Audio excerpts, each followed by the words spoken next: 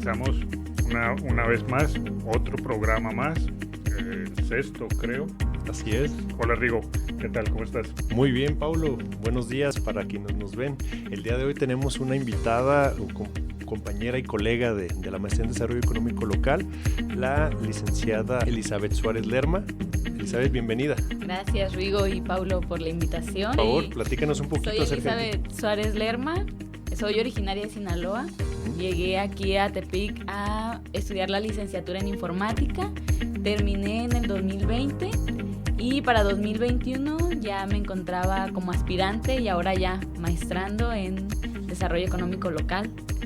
Y pues actualmente hago una investigación de acuerdo que va enfocada a lo que son las MIPYMES comerciales en Tepic Nayarit, cómo les fue durante la pandemia. De acuerdo a estadísticas que yo encontré, fue que surgió esta necesidad de investigar qué pasaba con las MIPYMES. Entonces esa es la investigación ahorita que estoy llevando a cabo. Qué interesante. Fíjense que en el tema de la pandemia fue muy importante, fue un hito que impactó en todas las áreas de nuestra vida, y precisamente en las empresas hubo muchos cierres, hubo muchas circunstancias que propiciaron inclusive que el crecimiento económico se limitara a cierto punto, que tuvieron que innovar para poder sobrevivir. En este caso, Elizabeth, la investigación que tú estás realizando, ¿tuvo algo que ver el origen del cual la profesión que tú tienes de informática con el tema de investigación elegido? Claro que sí. La verdad es que al principio batallé mucho para encontrar un tema por el cual guiarme y direccionarlo en la cuestión del desarrollo local. Empecé con temas acerca de los estudiantes cuando egresan, en cómo retribuyen al desarrollo de la ciudad. Después estuve tratando de irme por el empleo formal o informal, pero mi director de tesis me decía que eran unas amplias gamas para estudiar y pues era muchísimo para una sola persona. Y pues al final decidí tomar mi base de mi carrera y como tratar de fusionar tanto la maestría como mi licenciatura, y me decidí guiar por el comercio electrónico, pero enfocado en las micro, pequeñas y medianas empresas. Y pues a raíz de la pandemia yo noté que el comercio no paró. Yo en casa, sin trabajo, recién titulada, pues yo noté que las ventas en las redes sociales, en Mercado Libre, Amazon y en otras plataformas, ellas seguían. Entonces, incluso aumentaron. Incluso aumentaron. Ese tipo de rubro aumentó, y esto dio pie a que muchas empresas incluso migraran a ese tipo de servicio. O sea, la mayoría era el trato persona a persona, pero entonces la pandemia dio la oportunidad así como afectó en muchos sentidos, también dio la oportunidad de transformarse en muchos sentidos, en readaptarse a la pandemia y al futuro después de la pandemia. Porque creo que para las industrias, para las empresas, el adaptarse a esta nueva forma de trabajar virtual, o sea, fue para la pandemia y para el posterior, ¿no? Entonces, sí, la verdad es que de hecho nadie estaba preparado para una crisis de este tipo y a nivel global, y las microempresas y micro, pequeñas y medianas empresas tuvieron que adaptarse a esta adopción tecnológica y ver cómo combinar tanto el que la gente estaba en casa, no podían hacer comercio tradicional, entonces tuvieron que migrar todas estas formas de vender hacia un entorno virtual, porque ahora pues todas las personas estábamos en casa y lo único que teníamos para ir al mundo exterior pues eran las tecnologías, nuestra computadora, nuestro teléfono, nuestra tablet y cualquier medio por el que pudiéramos hacer ese contacto. Y pues el nacimiento de la investigación o la raíz de esa investigación es la adopción tecnológica y en cómo las MIPYMES tuvieron que adaptarse y tener que precisamente innovar para seguir sobreviviendo en el mercado. De hecho, a nivel Nayarit, de acuerdo al estudio de la demografía de los negocios en 2020, casi 25,800 personas perdieron sus empleos a causa de los cierres que tuvieron las MIPYMES en el 2020. Entonces, las preguntas que yo decía, bueno, ¿por qué hubo muchas que yo noté que seguían en la misma línea, que sí pudieron migrar, otras tantas que lamentablemente tuvieron que cerrar? Y además de eso, yo noté también, no sé igual si les pasó, que amigos, conocidos u otras personas empezaron a abrir negocios durante pandemia. Sí, todo el mundo teníamos ya negocios de pan, de pastelería, de cursos, de no sé, una innumerable cantidad. Y es que hasta antes de la pandemia había cierta resistencia. Digo, las grandes empresas ya venían migrando de tiempo atrás en la sistematización de sus procesos. Adoptaban con software o con alguna otra incorporación tecnológica, pero la pandemia lo que hizo fue maximizarlo, no fue como que si fuera un acelerador, sí, debido a las circunstancias. Estas características de alguna manera responden a lo que Paulo en alguna ocasión mencionabas, que era la resiliencia, ¿no? Esa capacidad de afrontar la crisis, que ya hablábamos en el primer capítulo, y cómo yo tomo estas circunstancias a mi favor. Eso es precisamente muy interesante lo que tú estás analizando. Sí, porque antes estaban las empresas pues, de ventas por vía virtual, pero aún yo creo que éramos muchos los reacios a aventurarnos como tal. Todavía había mucha resistencia, mucho temor a ser robado, y pues llegó la pandemia y no queda de otra. O sea, o nos arriesgamos a que nos roben o esperemos que llegue lo que compramos. ¿Sí? Sí. Incluso para la comida. ¿Sí? Antes pues se llamaba el teléfono, pero aparecieron tantas empresas, tantos restaurantes, tanto servicio de comida, donde era pedir a través de una aplicación, yo creo que incluso aumentó el número de comercios de comida trabajando con ese sistema, donde ya ni siquiera te daban el teléfono, o sea, este es el número para el domicilio, sino búsquenos en la app, búsquenos en, no sé, en cualquier plataforma que allí nos encuentra para el pedido. Y es que esta estrategia, perdón,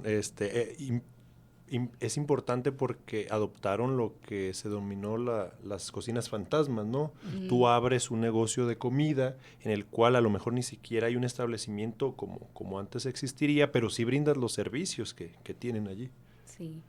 Y una de las teorías que son la base de la investigación, habla acerca de esa adopción tecnológica, en qué tan rápido nosotros tanto como personas, como empresa, podemos adoptar esas nuevas tecnologías y qué tan resiliente es frente a esos cambios. Porque ya la teoría dice, tú mismo lo decías, la pandemia nos hizo migrar a esas aplicaciones, las cuales ya existían y no todo el mundo las utilizaba. Entonces la teoría nos dice, como una campana de Gauss, que los primeros innovadores son los que sí se pueden llamar innovadores, que se arriesgaron a, esto es nuevo, esto no lo está haciendo nadie más, hay que empezar a hacerlo y a ver cómo nos va. Pero ya la campana de Gauss, pues cuando baja, ya son los últimos en innovar, los que dicen, bueno, pues ya todo el mundo lo está haciendo y ya no hay de otra y pues tengo que hacerlo. Entonces, durante la pandemia yo creo que ese fue un parteaguas en tanto aquellas MIPYMES que pudieron sobrevivir y otras mantenerse, aparte de sobrevivir, mantenerse hasta arriba en el mercado, porque yo innovo al principio y me quedo, así innovo al final, tiene una gran repercusión allá afuera. Y tú, dentro de tu investigación, tú tienes, me imagino, debes manejar datos de cómo era no sé, el porcentaje de adopción tecnológica de las empresas antes de la pandemia al post la pandemia. O sea, la pregunta va a ser más de la pandemia en este punto en especial, ¿sirvió para esto o era algo que ya se venía dando y la pandemia lo único que hizo fue facilitar o acelerar la transición? Depende mucho del giro, porque me he topado con empresas, ahora que ya salí a campo, que ya contaban con páginas web. Y antes de la pandemia tenían su página web, pero era simplemente como un catálogo. Entra y mira lo que estamos ofreciendo, pero ven acá, haz tu pedido desde acá y acá te atendemos. O márcanos y te hacemos tu pedido. Pero pues pasas a recogerlo. Entonces, no le daban como esa importancia a la, era manejar tecnología los que ya dos tenía. tipos, Ajá. virtual y presencial. Sí. O sea, al final tenemos que tener una relación presencial para concretar la venta, la transacción. Sí. Y pues prácticamente ahora lo que trajo la pandemia fue, ok, ya tenemos esta tecnología, ahora hay que explotarla, porque la realidad es que no se podían quedar con ese mismo modelo de negocio de, ok, te muestro todo y pues ven a la tienda y acá te lo vendo. Pues no, entonces dieron como esos cambios a esas funcionalidades en donde ya, ok, ya está la página, ok, ahora puedes comprarme a través de ahí, te lo puedo enviar a donde tú me digas. Por ejemplo, en el ramo pastelero, repostero, mejor dicho, tenían las páginas y solo era, vendemos tales pasteles para bodas, 15 años, bautizos, bla, bla, bla. Mero catálogo. Mero catálogo. Ahora, con la llegada de la pandemia, ya empezaron, ok, de qué sabor lo quieres, de qué cubierta lo quieres, qué personaje quieres. Entonces ya podías tú personalizar tu pastel, para qué fecha lo necesitas, pago a través de transferencia, de depósito, de PayPal, y pues te lo entrego tal día. Entonces, ya más allá de ofrecer un catálogo, ya ofrecen los productos como tal y personalizados. Y ese fue algo que la pandemia, yo diría que sí lo aceleró, y tuvieron que migrarlo rápido. Igual, o sea, yo sé que tu investigación va muy enfocada a Tepic, a Nayarit, pero hay las suficientes bases para decir que esto es a nivel nacional, a nivel internacional, a nivel mundial, o es un caso que se está dando solamente en esta región. Pues hablando de MIPYMES, no podría asegurar que sí se haya replicado este modelo en otros países, pero hablando de cadenas comerciales, ellos sí replicaron esos modelos en todos los países. ¿Por qué? Porque es muy diferente la manera en cómo trabaja una cadena comercial a una MIPYME. Entonces va a depender mucho, pero yo creo y yo considero que como MIPYMES, al menos en el territorio mexicano, la mayoría que sobrevivió fue por la adopción tecnológica. Y más que nada la adopción tecnológica y la cultura de innovación que tuvieran también esas MIPYMES. Porque la realidad es que, hablando de MIPYMES, hay muchos giros y depende mucho también de quien esté al mando de la MIPYME. Y también es algo que abordo, son las brechas que existen entre las personas que están al mando de la MIPYME, porque hay brechas socioeconómicas, porque no tienen la capacidad adquisitiva en cuestión de recurso económico para poder innovar. También la brecha generacional en cuestiones de la edad. La edad es un factor que sí incide. Determinante. Que es determinante en la adopción de las tecnologías. Entonces también está la brecha educativa. ¿Qué tanto está preparada esa persona para adoptar? Y también algo que tiene que ver más como con la conducta es qué tanto yo quiero innovar. Porque si bien yo puedo ser, no sé, una persona de 60 años, puedo tener una MIPYME, pero yo no quiero innovar. Pero si yo estoy en un ambiente en el que, no sé, mis hijos, mis nietos, me dicen, no, abuelo, tiene usted que ahora entrar en Facebook, hacer su página y cosas de ese estilo, y yo empiezo a aceptar todas esas acciones que nos están diciendo, y yo digo, ok, bueno, este es el camino, adelante. Pero si yo soy resiliente y digo, no, pues es que si yo trabajo, así yo gano y así me sale día a día, pues tiene mucho que ver en la adopción de la tecnología y en cómo vamos innovando. Pero yo diría que a nivel MIPYME y a nivel Latinoamérica, que es como los modelos que sí se están replicando, y a nivel América Latina más del 90% son MIPYMES, yo diría que sí, las que sobrevivieron fue a causa de la adopción tecnológica. Y es que hay que entender que en nuestro país las MIPYMES son realmente el mayor número de unidades económicas y en las que se emplea la mayor cantidad de personas. Y específicamente en Nayarit, no así, siendo así también el contexto nacional, son empresas familiares en su mayoría. Qué interesante que menciones cómo la familia, hablando de nuevas generaciones, son quienes impulsaron esta aceleración, porque normalmente quien está a la cabeza o es el papá o la mamá, y son quienes han llevado sus negocios de generación en generación. En tu investigación, ¿encontraste que hubiera una relación directa entre este cambio de voluntades? ¿Podríamos verlo así? Sí, la verdad es que todo dependía porque encuesté ya 31 MIPYMES y de todas ellas solo una no era familiar. Todas las demás eran familiares.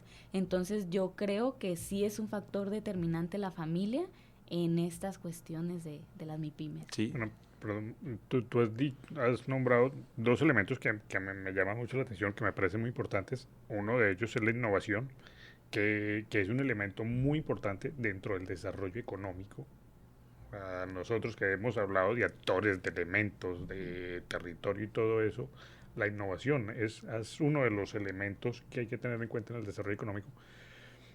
Y con lo que viene diciendo Rigo, la brecha generacional.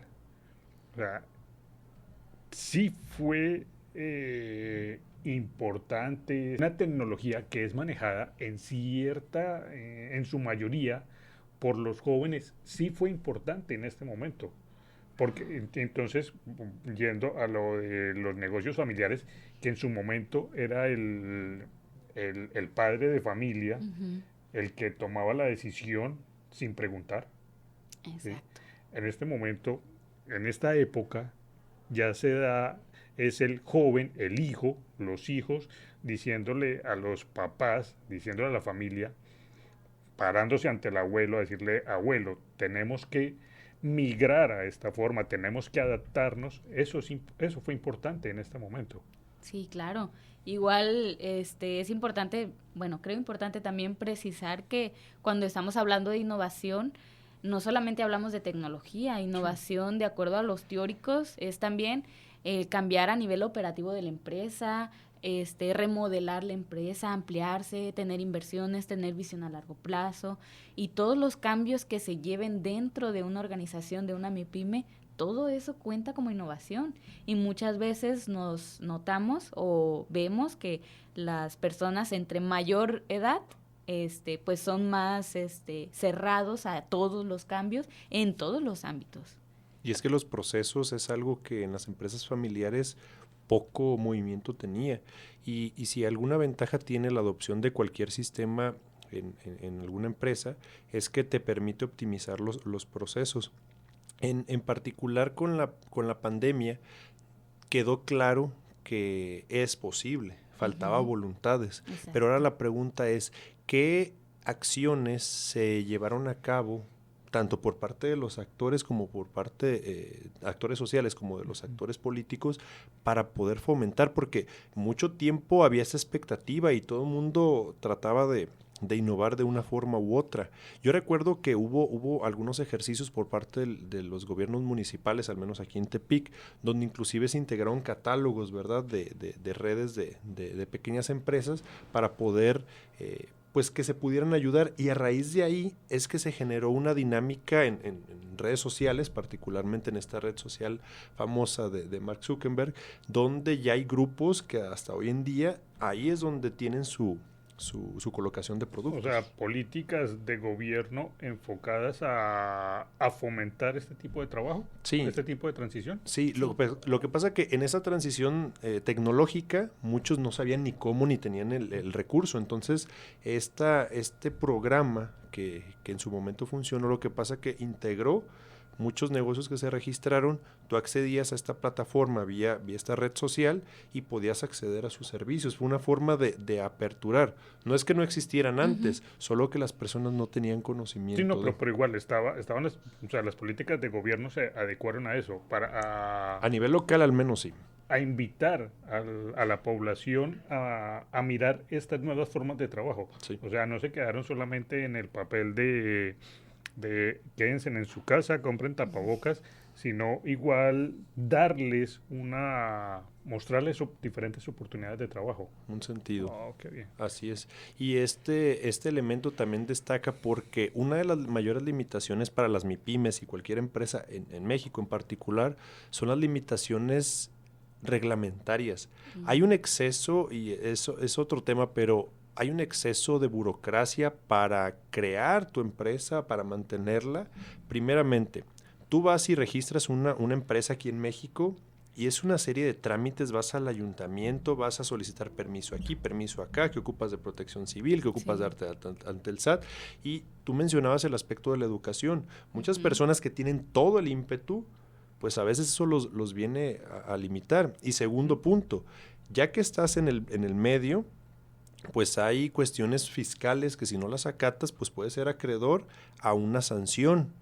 Y nuevamente estamos hablando de personas que no pertenecen a esta generación nativa digital y que vieron algunos problemas en este sentido. Sí. Incluso también todo lo que mencionas repercute en el nacimiento del empleo informal y de todos aquellos que tienen establecimientos informales, dada toda esa burocracia. Incluso un maestro me decía, es que el empleo informal es algo muy curioso, dice, porque dice, de hecho, ellos no existen ante la ley, ellos no deberían de existir, dice, en cuestión legal.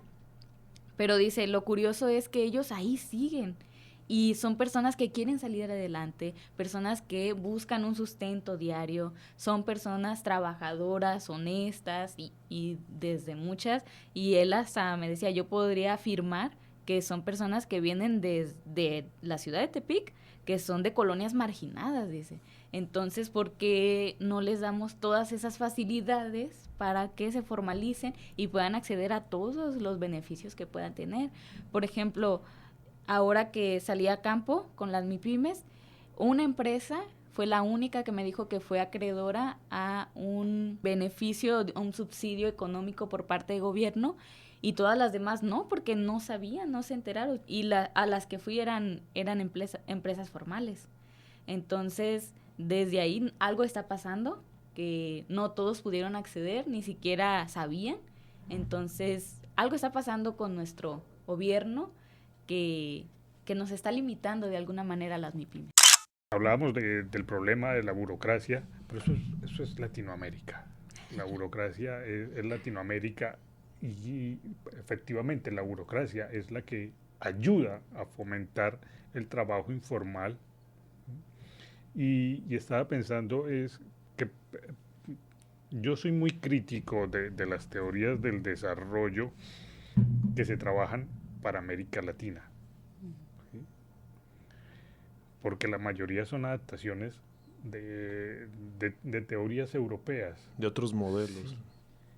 Y pues esta es una de las razones por las que precisamente no sirven para Latinoamérica, porque tienen unas políticas de gobierno totalmente distintas.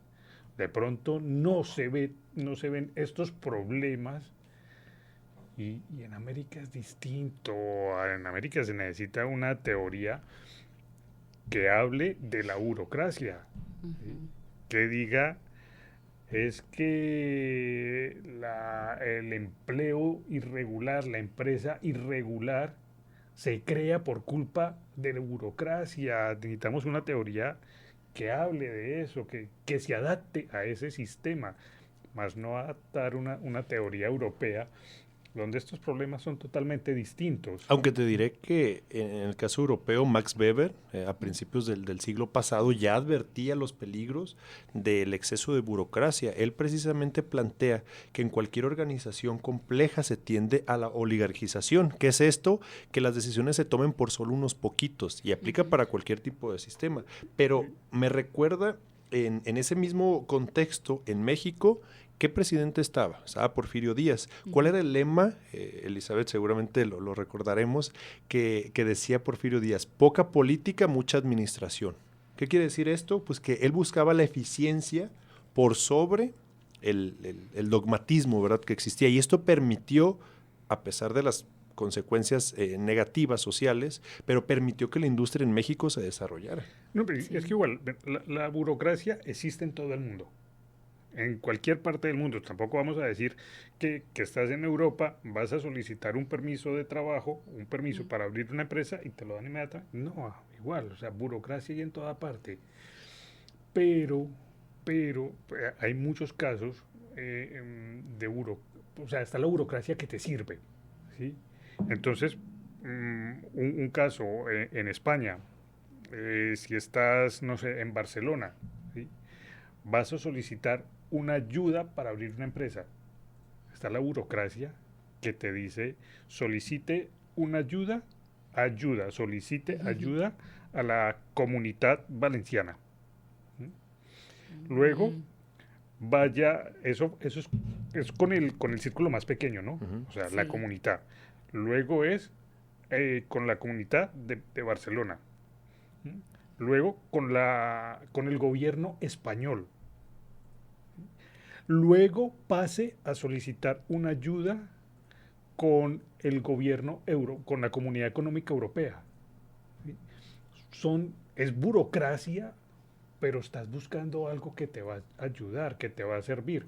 Aquí la burocracia es de, mire, esto no va a funcionar si no tiene tal documento. Sí. ¿Y cómo lo saco? No sé, tiene que ir pregunte o váyase a tal parte. Sí. Y llegas a tal parte, llegas a tal ventanilla, disculpe, aquí estoy ocupado. Y cuando te atienden, no, eso no es aquí. Eso es en la ventanilla 3 de tal edificio que queda en tal parte. Pero ya está cerrado. Sí. Es esa diferencia. Burocracia hay en toda parte. Claro, y ya lo habíamos dicho en alguna otra ocasión, que los gobiernos no generan riqueza. Son las empresas quienes a través de su trabajo, de las condiciones, brindan empleo y generan este movimiento de recursos. Pero a mí me interesaría saber, en particular en tu investigación, Elizabeth, ¿qué características encontraste en aquellas empresas que sí tuvieron esta adopción tecnológica? ¿Qué características te gustaría destacar? Que las empresas, bueno, una característica que tenían en común es que eran familiares. Y familiares desde que el director general es don fulanito, y después la esposa, y después los hijos, y después los nietos, ya con licenciatura. Entonces, yo creo que eso es vital, dar parte también a las nuevas generaciones a que opinen y también a que no solamente opinen, sino también que sean escuchados. Aquí te quiero preguntar, o sea, veníamos hablando de que esta transición se debió gracias a estas nuevas generaciones. Sí. Pero igual, si bien te estoy entendiendo, es que a pesar de que se migró a una nueva tecnología, se sigue conservando el modelo de gobierno interno claro. de toda la vida, el tradicional. Uno vertical. Sí, o sea, sí le hicimos caso, mijo, pero yo sigo manejando esto, yo sigo siendo la cabeza del negocio. Sí, tú me diste la idea y yo fui la persona que te dio la pauta para que se hiciera.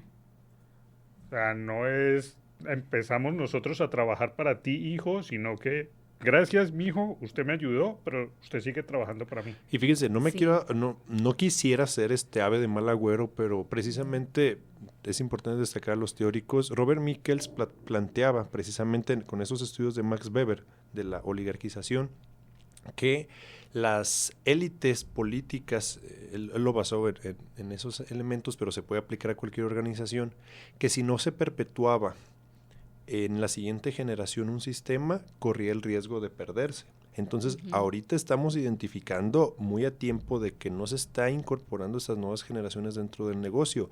Y en el caso de las empresas, pues gran parte de ellas mueren en su primer año. Son estadísticas que son muy marcadas. ¿Quieres mencionar algo de esto? De hecho, muchas de las empresas que nacieron durante la pandemia, no tengo el dato exacto, pero ahorita ya no están funcionando.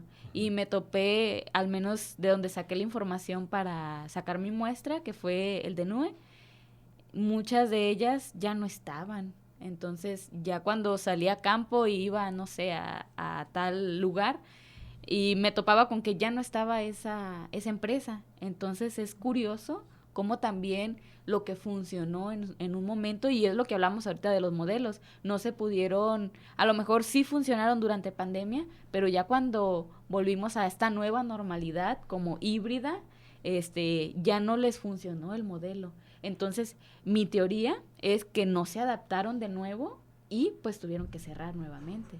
Y creo que esos procesos de adaptación que vinieron tratando tanto las MIPYMES, que ya, supongamos, 2019 hacia atrás, ya trabajaban de una manera, cambiaron su modelo a raíz de la pandemia y otra vez tuvieron que cambiar su modelo porque volvió a salir la gente afuera. Uh-huh. Entonces, ya hicieron un modelo híbrido entre lo que ya venían trabajando y lo que empezaron a hacer, y pues fácilmente pudieron seguir saliendo en el mercado. A diferencia de estas empresas que nacen durante pandemia, tienen un modelo meramente virtual y no se pueden adaptar a una nueva normalidad para ellos.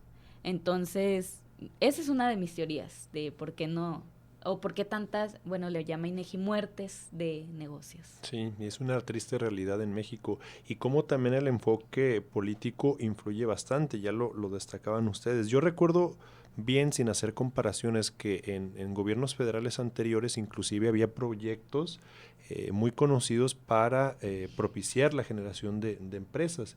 La institución por renombre era el INADEM. Uh-huh. El INADEM te ofrecía un apoyo para crear tu propia empresa, un apoyo de 50,000 hasta 150,000, dependiendo de ciertas características, pero debías de cubrir un curso, sí, debías de pasarlo.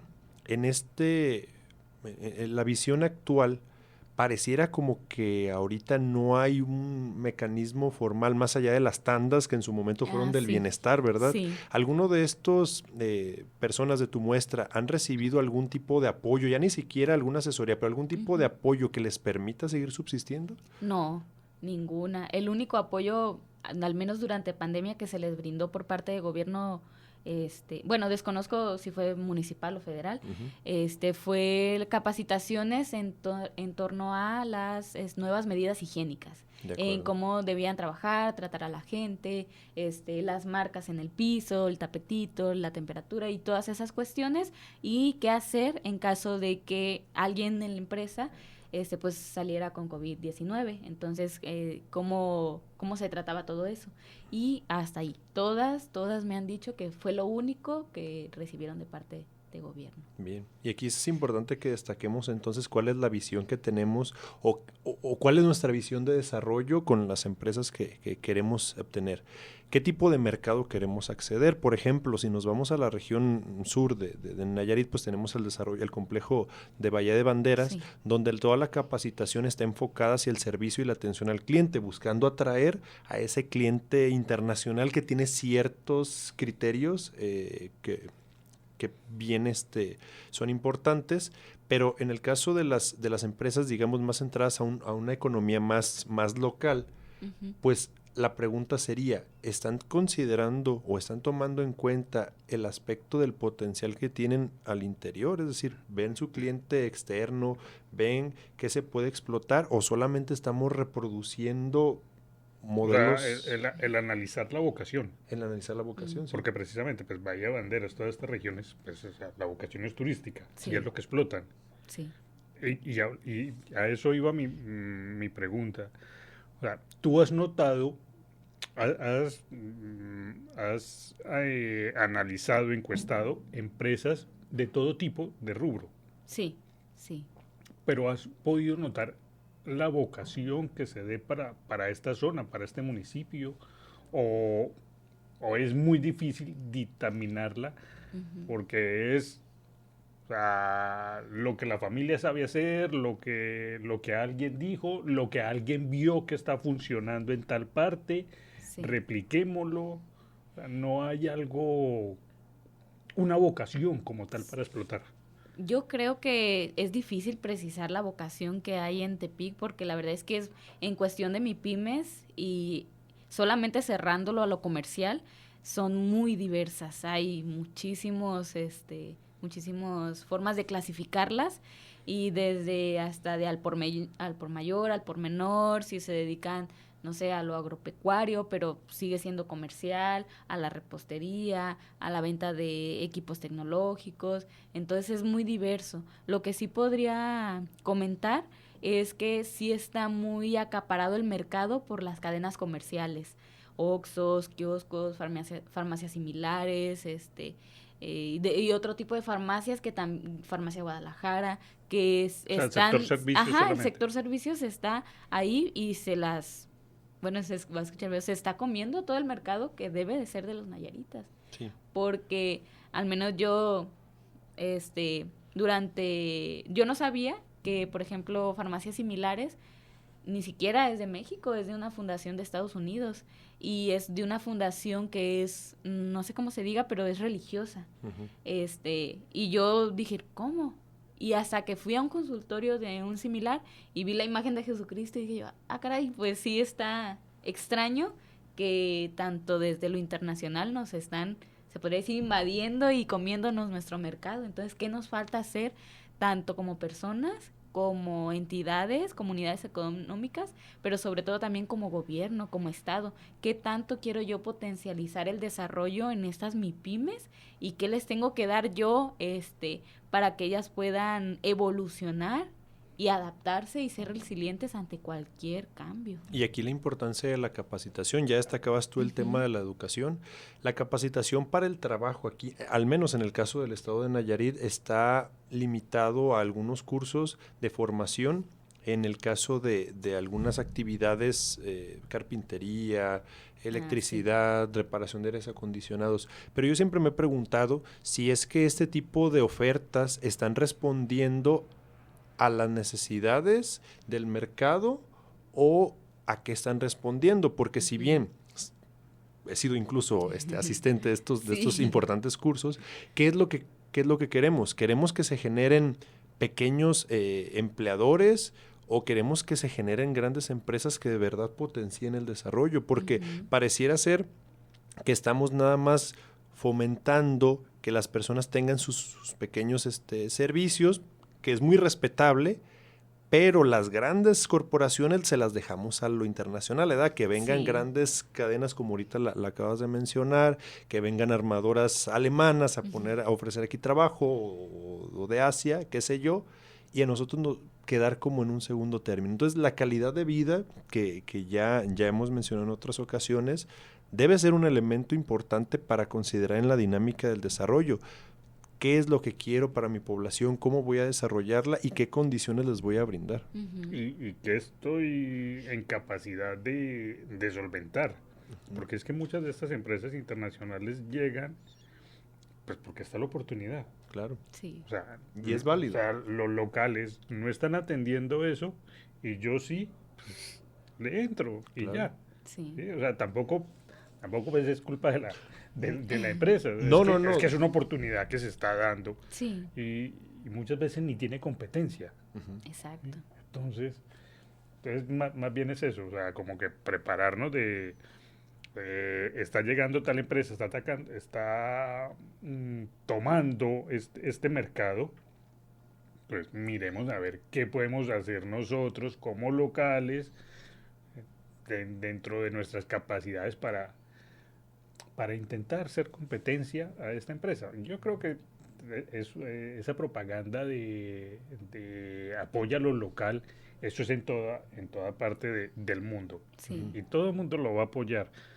Y es que Entonces, a veces la limitante no es la voluntad, que Ujú. si bien influye, a veces es también la cuestión de la inversión, porque la mayor parte de las grandes empresas vienen con todo este potencial tecnológico para desarrollar y obtener una plusvalía muchísimo mayor.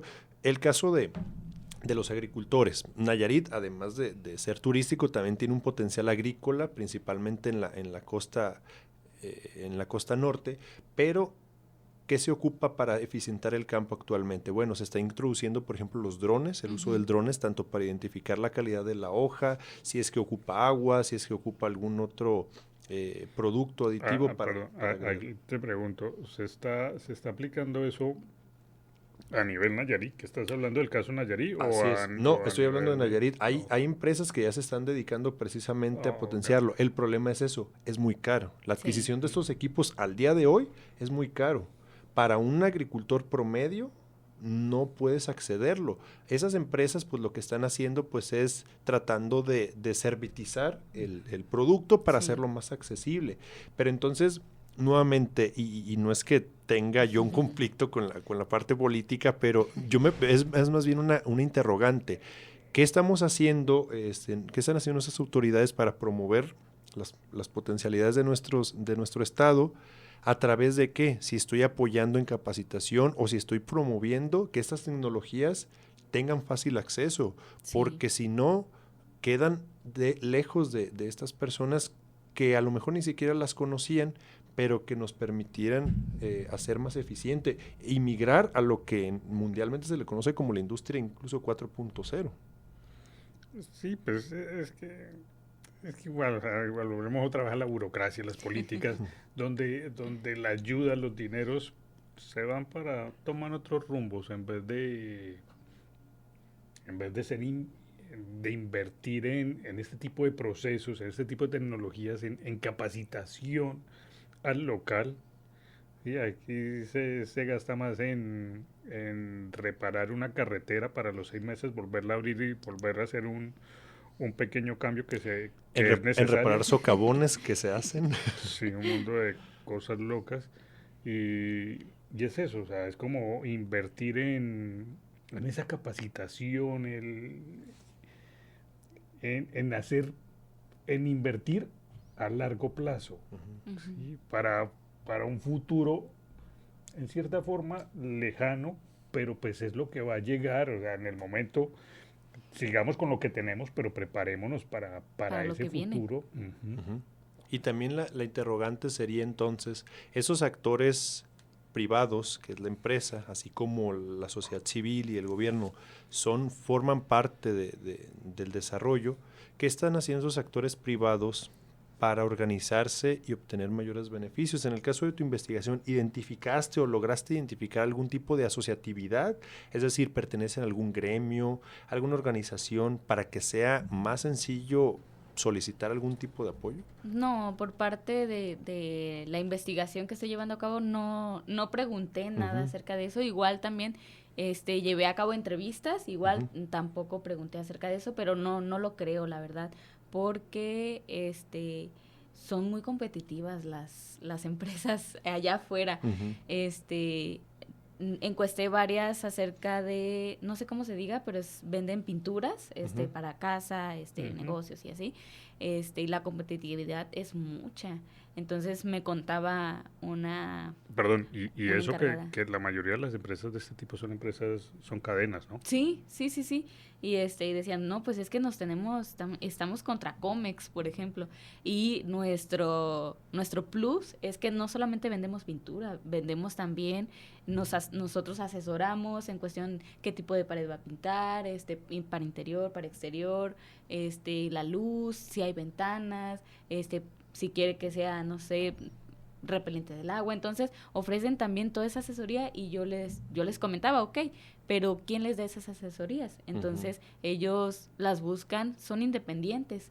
Entonces ellos buscan en otras empresas privadas estas capacitaciones y no nada más en ese ramo, sino en todas las que pregunté si se capacitaban o si de parte de gobierno podían acceder a algún tipo de estos beneficios y la realidad es que no. No sé si por desconocimiento o por tiempo son X motivo, pero siempre accedían por ellas mismas. Entonces, estas también tiene que ver la voluntad propia que tienen de seguir capacitándose, seguir activos, seguir en el mercado, estar innovando, qué nuevas cosas hay afuera, qué están haciendo los demás que yo no, o qué estoy haciendo yo que me pueden replicar los demás también. Porque también hay empresas que quieren ser o son un ejemplo también para otras empresas. Definitivamente. Y hay un dicho, tristemente, que se comparte en la cultura mexicana, que es el ejemplo del balde con los dos cangrejos, ¿verdad? Sí. Un balde de cangrejos es americano, es estadounidense y otro es mexicano. Bueno, ¿qué hacen los cangrejos estadounidenses?